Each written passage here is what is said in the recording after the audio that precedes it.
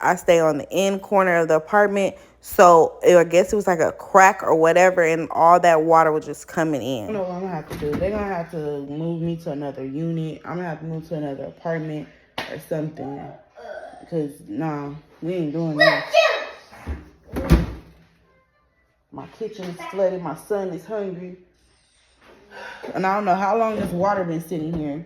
When I decided to go outside on my patio for a bit, see how it was, y'all, there was trees on people's cars. And I'm so happy I did not park my car right here last night. Then I go outside and look, there's water seeping down from upstairs.